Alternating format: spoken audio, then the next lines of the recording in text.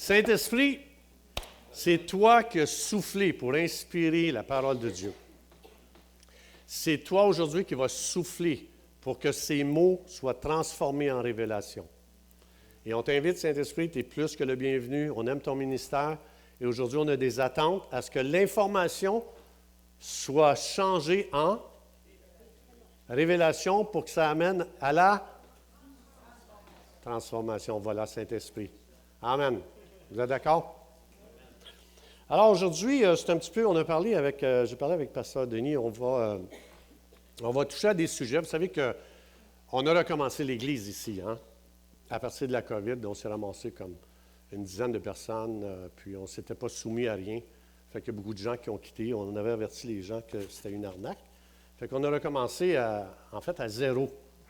On s'est réunis dehors, sous le petit toit qui était là. Puis, en fait, c'est comme ça que je me suis ramassé ici, parce que je voulais avertir les gens du danger qui était là. Et puis, de fil en aiguille, en tout cas, je suis resté ici. Mais, donc, il y a des gens qui se sont ajoutés, et il va falloir restructurer l'Église, parce qu'on a recommencé à zéro. Alors ça fait partie un petit peu de ce qu'on a parlé, moi, avec Pasteur Denis. Et puis, probablement, dans les semaines à venir, on va instaurer une couple de choses dans l'Église. Donc, aujourd'hui, c'est un sujet qu'on va voir ensemble. Hey, en passant, l'Église buissonnière, vous avez tous pratiqué ça la semaine passée, vous autres? J'étais tout seul ici, moi là. Donc, non, il y a eu un bris électrique. On n'a pas pu se réunir. Alors aujourd'hui, c'est la vision de Jésus pour chaque croyant. Et c'est quelque chose qu'on avait à cœur, mon pasteur Denis, de partager. Alors, je me fais vraiment le porte-parole en même temps de pasteur Denis. Et puis, évidemment, c'est Thérèse qui a écrit le message. Hein, vous savez ça? Toujours ça. Alors ici, Matthieu 28, 19, 20. Il y en a qui appellent ça la grande commission. Bon, c'est des noms qu'on donne. Mais on va regarder ici un principe très important, un style de vie en fait, hein, pour chaque croyant. Tous les croyants sont inclus dans ce qu'on va voir aujourd'hui.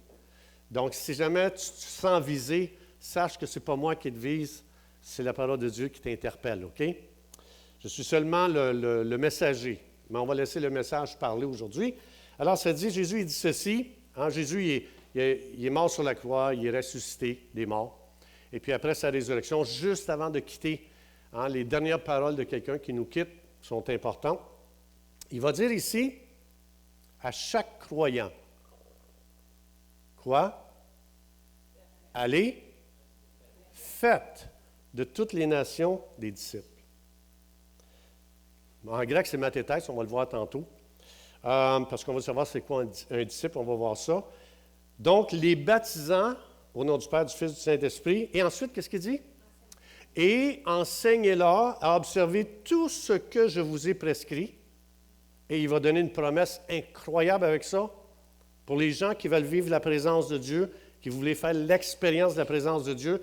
Des fois, on essaye de façon mystique. Seigneur, je veux sentir ta présence. Bien, ici, vous allez être bien servis en faisant des disciples. Il dit, je suis avec toi tous les jours jusqu'à la fin du monde. Amen. Pour les gens qui aiment la présence de Dieu, qui veulent vivre la présence de Dieu, forment des disciples. Alors, il y a combien de catégories de croyants ici? Ou il y a combien de positions de croyants? Qui dit un? Qui dit deux? Vous avez tous échoué à l'examen. Alors ici, tu as deux catégories de croyants seulement. Jésus dit, il n'y en a pas d'autres. C'est soit que tu formes un disciple, ou soit que tu es un disciple. Il n'y en a pas d'autres. Hein? Il dit, allez, faites de toutes les nations des disciples. Alors, il n'y en a pas d'autres positions. Soit que je suis un disciple que quelqu'un est en train de former, ou soit que je suis un formateur d'un nouveau croyant. C'est ça ici que tu vois. Hein, il parle aux apôtres, des gens qui ont reçu une formation pendant 3 ans et demi, 7 jours par semaine, 24 heures par jour par Jésus. Et là, Jésus dit, maintenant, vous allez faire la même chose. Vous allez aller investir dans les gens. Alors ici, quelque chose de très important. tu annonces l'Évangile, les gens croient. Ça dit ici, ils vont se faire baptiser. Quelle est notre responsabilité une fois qu'ils sortent de l'eau? Comment? Les enseigner. Ça veut dire que quand on baptise quelqu'un, la première pensée, Jésus dit, cette personne-là, tu vas investir en elle maintenant. Tu ne la laisseras pas être là dans l'Église, assise sur un banc, et puis qu'elle va venir juste à une réunion une fois par semaine. C'est pas ça que Jésus dit. Je te donne le mandat. Aussitôt que tu la vois sortir de l'eau, dans ta tête, ça devrait sonner « Deviens un parent spirituel pour elle ». Ça, c'est ce qu'on appelle, il y en a qui appellent ça la grande commission. C'est le mandat de chaque croyant. Alors ici, on va regarder ensemble, c'est quoi un mathétèse? C'est quoi un disciple? Je veux savoir, moi, Jésus me demande de faire un disciple. Comment je fais pour savoir s'il est devenu disciple? Comment je fais pour savoir si ma mission est accomplie en ayant fait de cette personne-là ici un disciple? Dans le dictionnaire, donc un dictionnaire biblique, disciple mathétèse signifie plus qu'un simple élève qui apprend. Ce n'est pas juste quelqu'un qui apprend. Autrement dit, ce n'est pas juste des mots que je communique à cette personne-là. Il y a quelque chose de plus que ça. Un mathétèse, c'est un adhérent qui accepte l'instruction qui lui est donnée et en fait sa règle de... Ça veut dire que le gars, il a eu de l'information. Il n'est pas disciple tant que ce qui lui a été enseigné ne contrôle pas sa vie. Donc, ce n'est pas de l'information qu'on donne aux gens. Faire un disciple, c'est quoi la meilleure image qu'on a dans le monde physique qui représenterait ça ici? Les parents. Donc, tu as juste deux sortes de personnes dans la maison. Tu as des enfants qui sont investis par des plus matures, des parents. Alors, tu as les parents qui investissent en eux, les enfants reçoivent une instruction de la part des parents. Alors, Jésus, ici, il est juste en train de donner l'image dans le monde, parce que souvent, c'est abstrait. Le monde spirituel, souvent, c'est quelque chose de très abstrait. Des fois, j'entends des gens parler de la vie chrétienne, puis je dis, ça donnerait quoi, ça, dans ma famille, si j'appliquais ce qu'il vient de dire? Et souvent, ça ne fait pas de sens. Jésus est juste en train de dire, chaque nouvelle personne qui a cru en moi, qui passe par les eaux du baptême, dépêchez-vous à lui trouver un parent spirituel. Ça veut dire qu'on devrait être troublé de voir quelqu'un sortir des eaux du baptême, s'asseoir et personne n'investit dans cette personne. C'est ça que ça veut dire? Ça veut dire que c'est notre responsabilité. Ces gens-là, c'est des bébés, ils sortent de l'eau, ils viennent juste de croire en Jésus. Ils ne peuvent pas savoir c'est quoi la vie chrétienne. Nous, les plus matures, nous savons que maintenant, notre responsabilité, c'est de voir à cette personne, à ce qu'elle parte de petit bébé à devenir une personne mature. Alors, puis comment je fais pour savoir si ma mission est terminée? Il en fait sa règle de conduite. Ça veut dire, si je ne vois pas de transformation, ma mission n'est pas accomplie. Si je ne vois pas de changement, si je ne vois pas de progrès, ça veut dire que mon devoir envers cette personne-là n'est pas terminé. Alors, ça veut dire que Jésus il est en train d'expliquer ici qu'il veut que chaque né de nouveau, baptisé, ait des parents spirituels. Alors, je ne dirai pas des choses que je ne fais pas. J'inviterai des gens à qui on a investi, ça fait 3 ans. Je les invite à venir donner leur témoignage. Vous allez entendre pourquoi on a besoin de parents spirituels. Alors, j'invite mon cher ami Gilles qui a partagé ce matin pour l'offrande et sa chère épouse Nathalie. Est-ce qu'on peut les accueillir?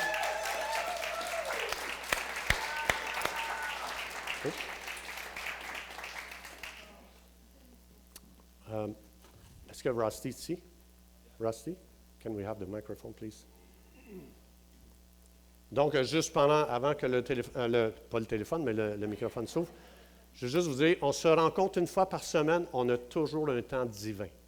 Et ça a créé des super relations d'amitié. On a appris à se connaître. Et je veux juste dire qu'on n'a pas commencé tout de suite à vouloir les enseigner avec l'Évangile. On a commencé avec créer un lien d'amitié avec eux, un espèce de pont pour être capable de passer après ça ce que Dieu voulait investir dans leur vie. Alors, je vous laisse la parole, Gilles et Nathalie. Oui, merci. En fait, effectivement, comme Régent l'a dit, ça a été d'une façon assez naturelle. Donc, c'était le lien d'amitié initialement, et puis, naturellement, des discussions de Jésus étaient omniprésentes, là, parce que c'est vraiment présent dans nos rencontres d'environ 6 heures par semaine. Donc, ça commence tôt dans l'après-midi. On a une certaine compatibilité dans le sens qu'on était tous des retraités, les 4, Thérèse, Régent, Nathalie et moi. Mais ce n'était pas nécessairement essentiel. Ce qui était la compatibilité, c'était le timing, le temps qu'on a dans la semaine pour pouvoir le faire. Les travailleurs ne peuvent pas se permettre ça. Mais il y avait on était très compatibles au point de vue personnalité. Et l'amitié étant là, ça l'a fait gonfler une confiance incroyable. Fait que le message est très, très, très facile. Et puis, naturellement, on a suivi des cours ici. On venait à l'église régulièrement. On a suivi des cours. Avec eux autres, on a été suivis pour le cours des disciples, et ce qui a amené une montagne de questions. Et puis, on a eu toutes les réponses. C'était merveilleux. Ça nous permet d'aller un petit peu plus vite, là, nous garder moins à l'écart. On est plus centré au point de vue spirituel avec Jésus. Et puis, je me rappelle d'une question, entre autres, que j'avais posée à Thérèse, à Régent puis Thérèse, mais c'est Thérèse qui avait répondu. Ma question, principalement, était assez simple. C'était c'est quoi la différence entre l'âme et l'esprit? Et la réponse a pris pratiquement toutes les 6 heures, là, mais reste que ça m'a permis de comprendre les combats qu'on a à l'intérieur, qui nous a permis de mieux évoluer, parce que le Saint-Esprit, rentrant via notre esprit, peut contrôler notre âme. C'est que quand tu comprends ça, ça aide beaucoup, beaucoup, beaucoup. Alors, remarque, moi, je n'étais pas très, très, très émotif, là, mais reste que ça l'aide quand même. Ça nous aide énormément. Donc, toutes les questions, réponses, et puis on a navigué là-dedans. Donc, ça nous a, comment je pourrais dire ça? C'est comme une rivière, c'est comme on est au centre spirituel. Au lieu d'être en marge sur le côté dans la même rivière, on est plus au centre, donc ça va beaucoup plus vite, c'est beaucoup plus intense, puis très agréable. J'ai rien à ajouter. Non, en fait, ce que je voudrais rajouter, c'est que la chance qu'on a d'avoir des parents spirituels, c'est comme un enfant qui a des parents. Donc, moi, je ne vous cacherai pas, ma phase du pourquoi n'est pas terminée. Elle n'a jamais fini, cette phase-là. Et Dieu, dans tout son amour et sa grande générosité, a fait en sorte que je puisse avoir des parents spirituels. Parce que moi, ce que j'ai voulu développer avant tout dans ma vie chrétienne, c'est ma relation avec lui. Oui, il y a les lectures, il y a tout ça, mais mon besoin primordial était de développer ma relation avec lui. Donc, j'ai eu la chance, justement, d'avoir Régent et aussi Thérèse. Et quand j'ai une de mes questions, mes pourquoi, ça se résumait à Régent qui sort son ordinateur, voici ce que Dieu dit, et Thérèse de dire, voici le cœur de Dieu. Donc, j'avais les deux. J'avais la parole via Régent, et j'avais le cœur de papa. Comme Thérèse dit souvent, papa. Le cœur, vraiment son cœur à lui. Et ça, moi, c'était mon plus grand besoin. Et Dieu leur a donné ces révélations-là, d'être capable de reconnaître nos besoins qui sont différents. Gilles et moi, on a des besoins différents. Mais dans ces soirées-là, nos besoins aux deux étaient comblés. une question amenait une autre question, une discussion. Donc, c'est des soirées de discussion. C'est des soirées où Dieu est présent. Oui, des fois, on va sauter du coq à l'âne. On amène les exemples de la vie à travers ces soirées-là et la Bible. Qu'est-ce que Dieu en dit? Donc, c'est le plus beau cadeau. Et c'est vraiment un cadeau que Dieu nous a fait. Ça a été de mettre, Régent et Thérèse comme parents spirituels sur notre vie. Et je ne le remercierai jamais assez. Merci. Merci, Jill. Merci, Merci. Nathalie. On vous aime. Alors, donc, c'est ce que Jésus voulait. J'ai une question. Qu'est-ce qui est le mieux?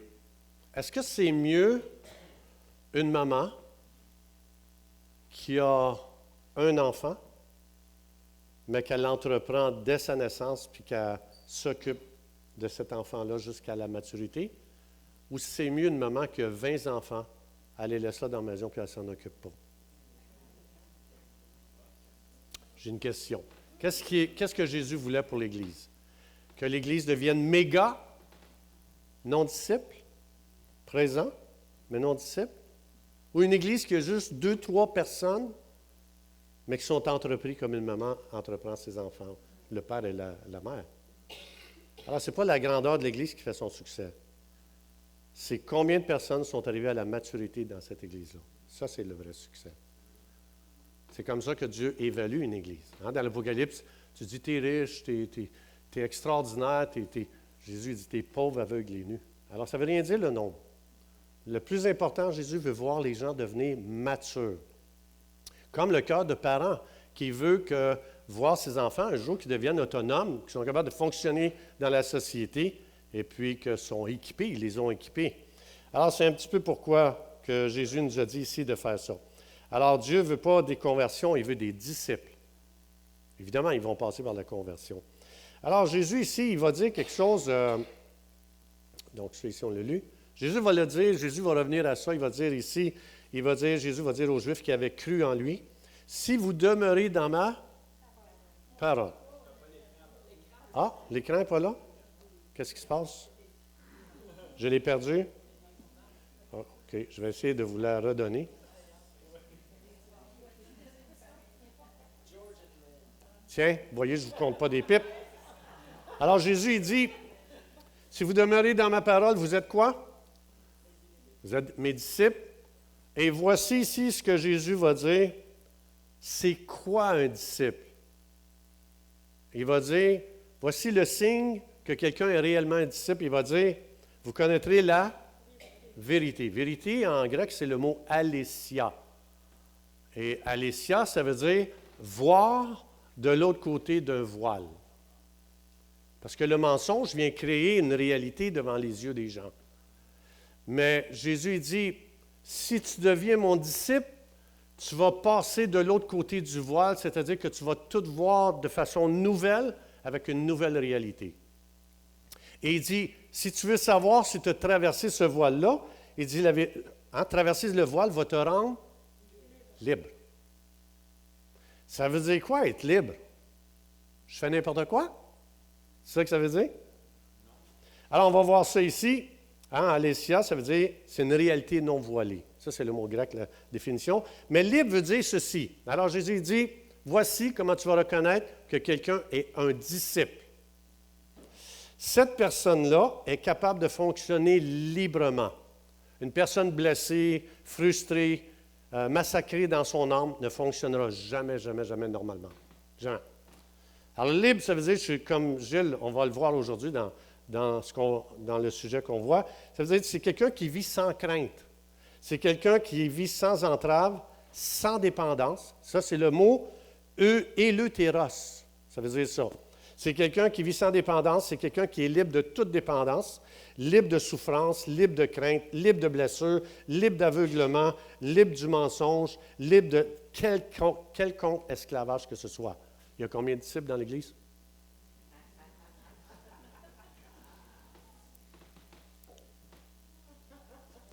Alors, moi j'ai une question.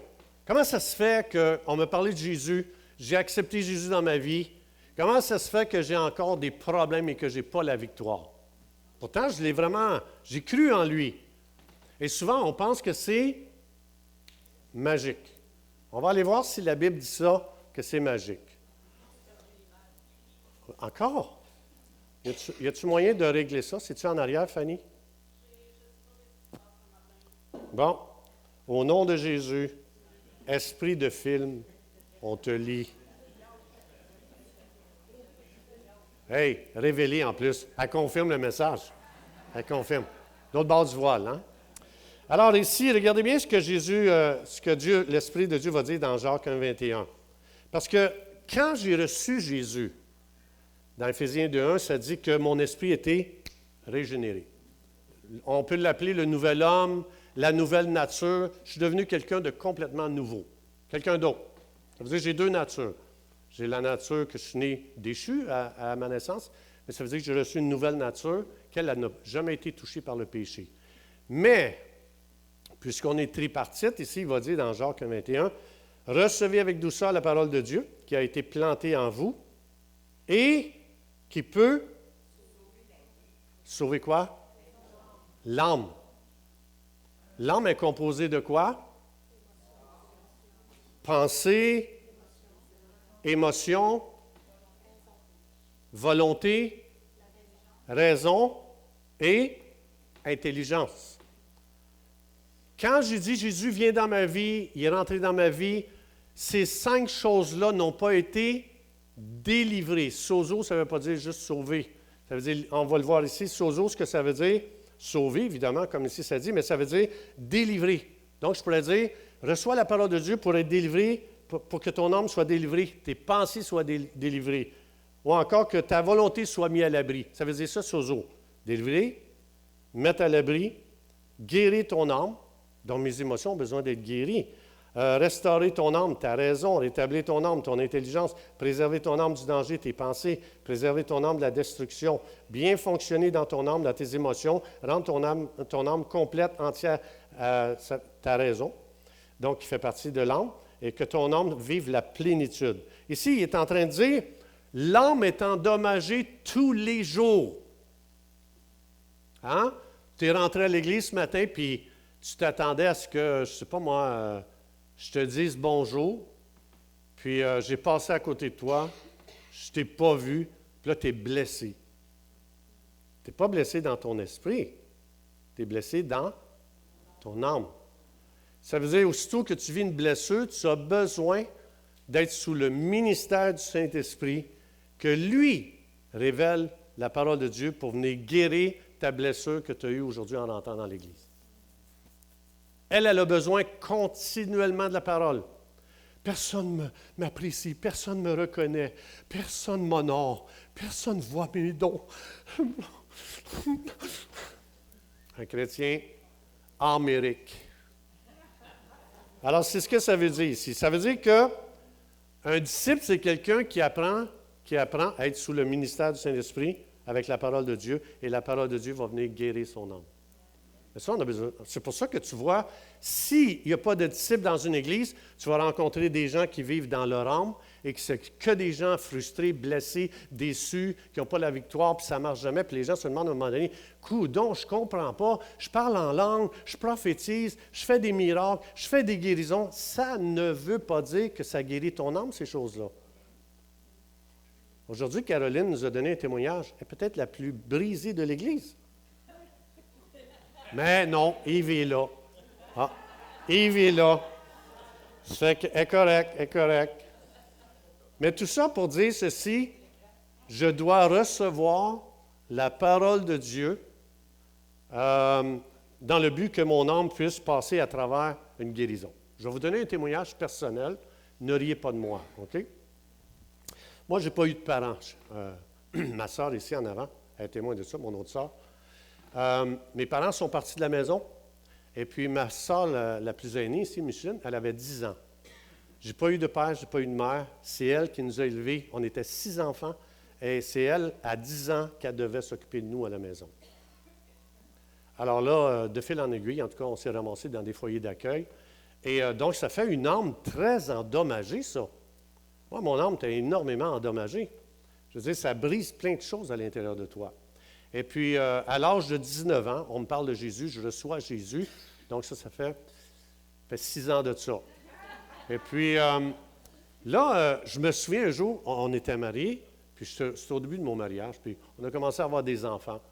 Et puis là, tout d'un coup, il me vient la pensée, toi, tu n'as pas eu de père qui a investi dans ta vie. Mon père ne m'a jamais demandé une seule fois comment ça va. Jamais. Donc, je n'ai pas eu d'éducation de mon père. Alors, fait que là, je ne sais pas, je suis venu triste tout d'un coup. Fait que là, je m'en vais dans notre chambre à coucher, toute seule, à genoux, à côté du lit, puis là, je me mets à genoux, puis je commence à pleurer devant Dieu. J'ai pas eu de père, moi, dans ma vie. J'ai été défavorisé. J'ai été abandonné. Et là, hey, mon ami, j'en mettais, là, je voulais faire fléchir Dieu, tu comprends? Oh, tu sais pas c'est quoi, toi. Tu es un père, toi. Je veux dire. Et puis là, j'ai senti une claque en arrière de la tête. C'est pas une claque. Une révélation, mais ça a été comme une claque. Et le Saint-Esprit me dit, qu'est-ce que tu fais là? Ben, pas eu de père, moi. Pas été avantagé, moi, dans la vie. Et puis là, le Saint-Esprit dit, ah? Il dit,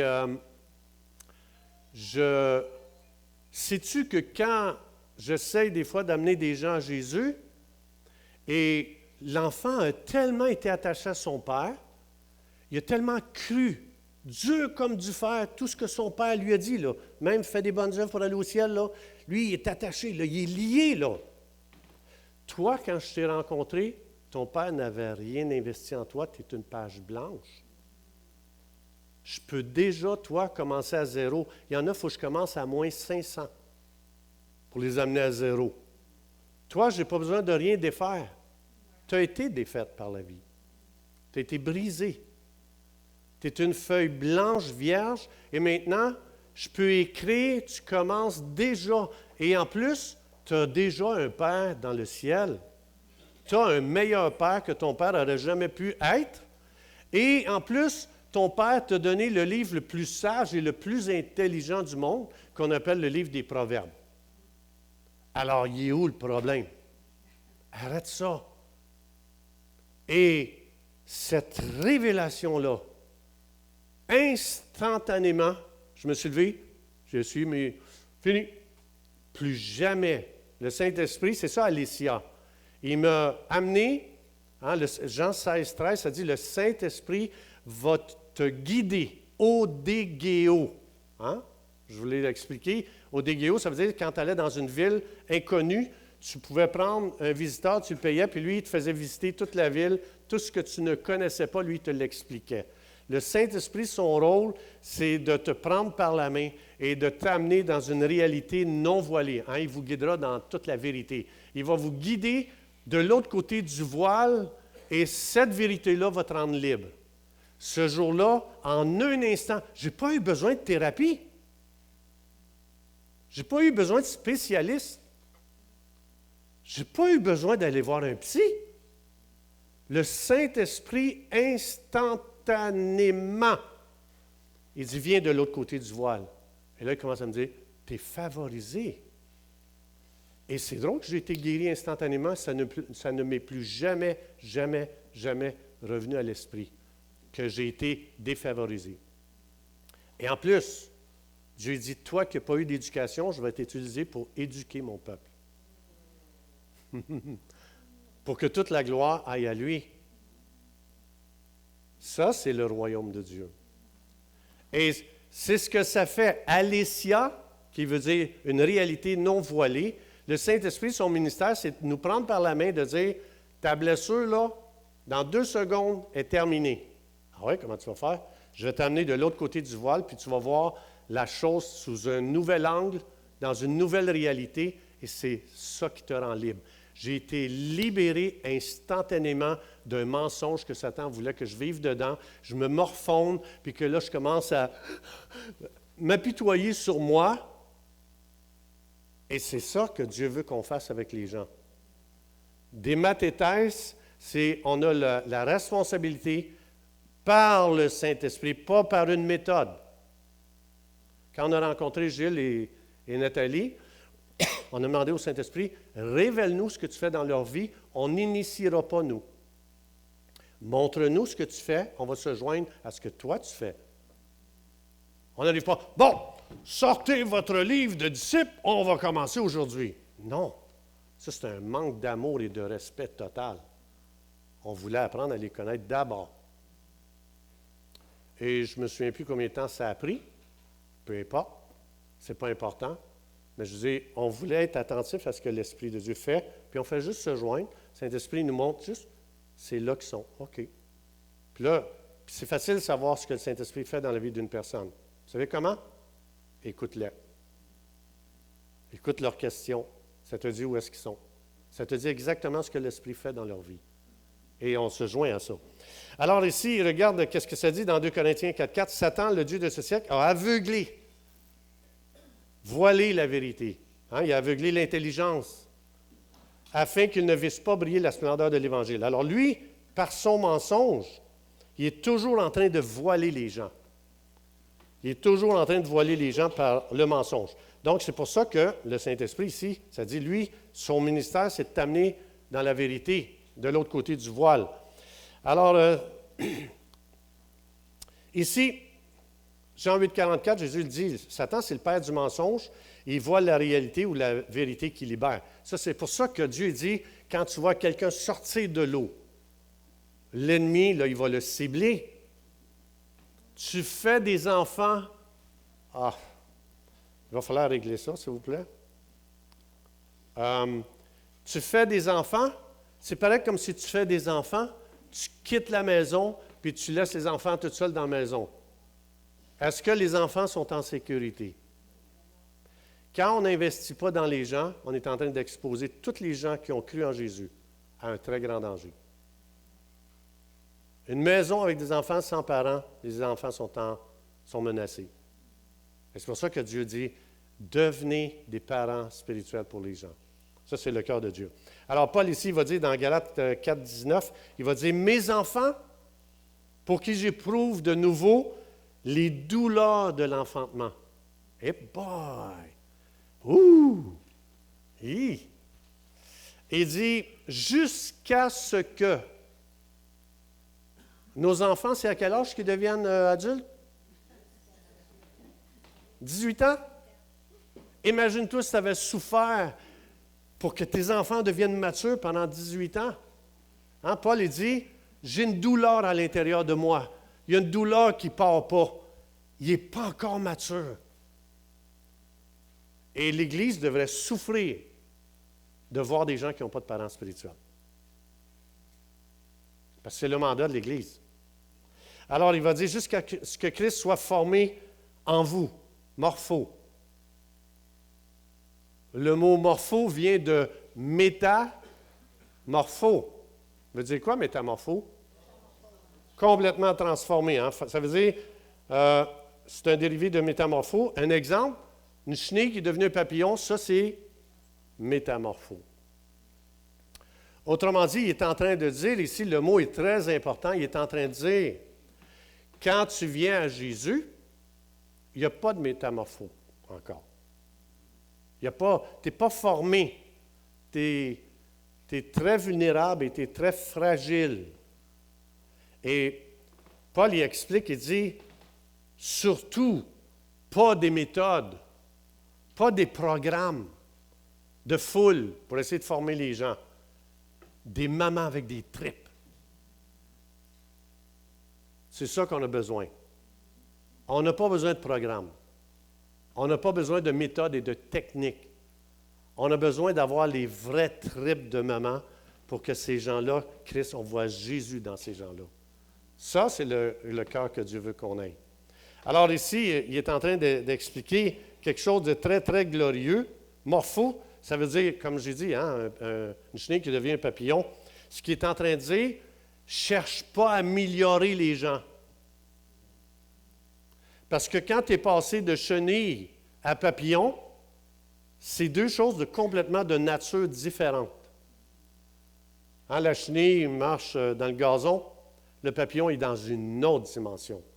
Et il compare ici, quelqu'un qui est formé, c'est quelqu'un qui manifeste une autre nature. La chenille, c'est une nature, le papillon, c'est une autre nature. Ce n'est pas une chenille améliorée, c'est une chenille qui est passée par un processus de complètement être délivrée de sa première nature pour vivre dans une autre nature. Et la vraie formation des disciples, ce n'est pas de dire « change ceci, change cela, améliore ça, tu ne peux plus faire ça parce que tu es croyant ». Ça, ce n'est pas ça, parce que tu es en train d'améliorer le vieux régent. C'est on va investir la parole de Dieu avec le ministère du Saint-Esprit qui va te faire passer d'une nature humaine à une nature spirituelle. Tu vas vivre dans une autre dimension. C'est ce que ça veut dire. Et c'est pour ça quand il dit ici, Paul, quand il dit jusqu'à ce que Christ, pas toi, Christ soit formé en toi. Ça veut dire que quand tu nais de nouveau, tu es comme un bébé. Et ça a besoin de continuellement grandir. Et c'est une autre nature qui va se manifester à travers toi. Ça ne sera pas maintenant un régent devenu bon. C'est maintenant, vous ne verrez pas un régent qui est bon. Vous allez voir Jésus-Christ qui a pris le contrôle de ma vie. Ça, c'est quelqu'un de mature. Fait que quand j'entends des croyants qui disent « Ah, moi, je suis tellement impatient, là, il faut que je travaille sur ma patience. » Non. Moi, je suis colérique, puis hey, Dieu n'aime pas ça, faut que je travaille sur ça. Non. Ne cherche pas à t'améliorer. Cherche des parents spirituels qui vont amener Jésus-Christ à une pleine maturité dans ta vie pour que quand les gens te regardent, ils ne diront pas ah, « C'est une super version de régent, ça. » Les gens vont dire « Non, on ne le voit plus, lui. C'est Jésus qu'on voit en lui. » Ça, c'est un disciple. Ça, c'est quelqu'un de mature. Ça, c'est ce qu'on appelle quelqu'un qui est morpho. Il ne se morphe. J'ai manqué ça. Morphe. C'est pas quelqu'un qui se morfond, c'est quelqu'un qui est morpho. C'est pas pareil. C'est pas pareil. Alors, c'est une autre nature qui doit prendre le contrôle de ma vie, qui est Jésus, sa nature à lui. Et c'est ça que les gens ont besoin. Les gens n'ont pas besoin d'une bonne personne. Les gens ont besoin de Jésus. Right? Vous êtes d'accord? OK. Si vous n'êtes pas d'accord, je vais continuer jusqu'à demain.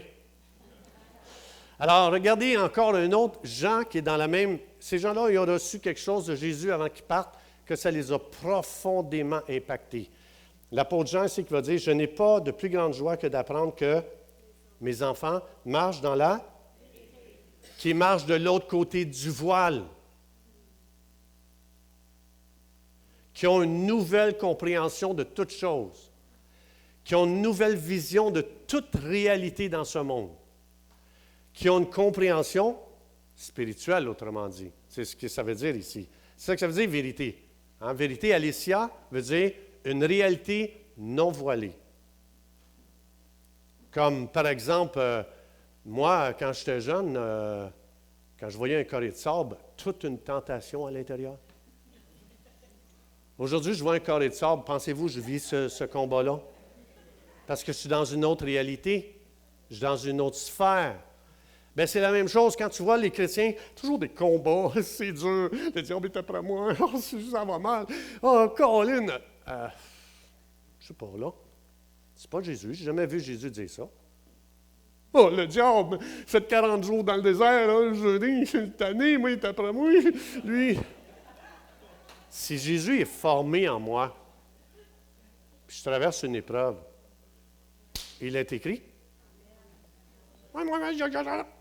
Il est écrit. Il est écrit. Le diable l'a laissé. Si le diable est attiré à toi, peut-être qu'il n'a jamais entendu il est écrit.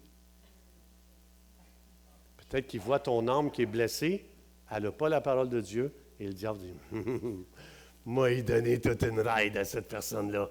Je sais comment y mentir.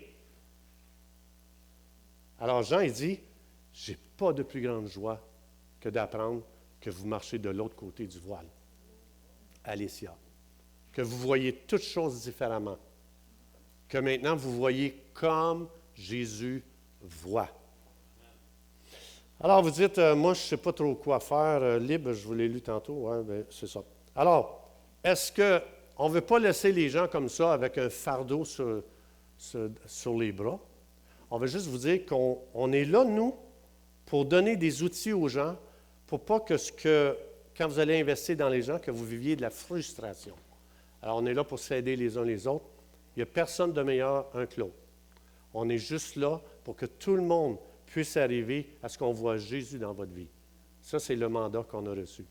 Alors, on a un outil, entre autres, on a un outil qu'on a présenté ici. Je vais vous le montrer. Vous n'avez même pas besoin de faire le travail. Ça existe déjà, la nouvelle vie en Christ. Et soit dit en passant, nous autres, je vous donne juste un témoignage personnel. Nous autres, avec Gilles Nathalie, on disait, lisez-le pendant la semaine. Si vous avez des questions sur des points de ça ici, on va arriver la semaine prochaine, puis on va répondre à vos questions. Bon, des fois, il y avait des questions, des fois, il n'y en avait pas. Et puis, on n'avait rien de formel. Si on arrivait, puis Gilles ou Nathalie disaient, on a des questions, on a pensé, puis ça n'avait rien à voir avec le cours, c'est pas grave. C'est pas ça le but. Le but, c'est qu'on soit attentif à ce que l'Esprit de Dieu fait dans leur vie. S'il faut être 10 semaines sans toucher à ce livre-là et qu'ils ont des questions, j'aime mieux répondre à leurs besoins que d'avoir un programme. Il ne faut pas rentrer dans un programme. Le Saint-Esprit n'est pas dans un programme. Jésus était extrêmement relationnel. Et c'est ça que l'Église doit faire. Apprendre à connaître les gens tels qu'on sait leurs besoins. Quand on arrivait des fois, quoi? Ça pue. La couche, il faut changer. Non, c'est une blague. Mais autrement dit, moi, je me souviens au début de ma vie chrétienne, la première fois que je rentre dans une église, il y a une espèce de capitaine de bateau avec une moustache tournée comme ça et vraiment imposant. Lui, première fois que je vais à l'église, je suis en arrière, je veux sortir de cette église-là parce que je sors d'un milieu de rock, puis j'arrive là avec... pour moi, en tout cas. Fait que là, le gars, il est de même au-dessus de moi. C'est lui qui avait fait le message. Il est de même au-dessus de moi, puis je vois juste la moustache, que sel et poivre, mais c'est brun au bout là, quand ça tombe. Puis le gars, là, il a passé de Genèse à Apocalypse en une demi-heure avec un mal de cou. Thérèse a dit cette semaine, elle a dit, probablement tu as reçu un déversement du Saint-Esprit cette fois-là. Moi, j'étais tellement troublé, je ne voulais plus jamais retourner à l'Église. J'ai dit, c'est des fous, ça, ces gens-là. Pas du tout sensible au Saint-Esprit. Et pas, c'est même pas ce que je me situe. Je suis un nouveau bébé. J'ai une suce, moi, là, dans la bouche. Et le gars, il arrive avec un... Tu sais, chez Costco, là, le morceau là, de filet mignon, tu sais, dans un sac, un gros saucisson. Lui, il est arrivé avec ça à la fin de la réunion. Ah, faut que ça rentre! Faut que ça rentre, ça! Faut que ça rentre! Ah! Moi, c'est là, ça déchire en dedans. Ah! Ça doit être ça, la vie chrétienne, coudon! Ah! Je suis sorti de là avec un estomac déchiré spirituellement. C'est-à-dire, j'avais juste le goût de vomir. Et puis lui, il est tout fier. Hein, il a passé de Genèse à Apocalypse. Hein, il a déversé toute sa connaissance de... Je pense qu'il avait 300 ans de vie chrétienne, lui. Je pense qu'il a été capitaine de bateau une dizaine de fois dans des générations différentes. Mais tout ça pour dire ceci, c'est que c'est pour ça qu'il faut être très connecté avec le Saint-Esprit. 100%. Et d'être attentif aux gens. Et demander au Saint-Esprit, montre-moi ce que tu fais, je n'initierai pas. Arrive pas avec ton filet mignon. Ah, hey, j'ai pas fait de disciple pendant des années. Toi, aujourd'hui, tu vas y passer. Non, on ne fait pas ça, là. OK? Doucement. Les gens ont besoin de pablum au début. C'est très léger. Même le lait maternel, c'est très léger, du colostrum qu'on appelle. Puis après ça, le colostrum, après ça, le pablum. Nourriture solide, après ça, ben, c'est le pain puis le vin.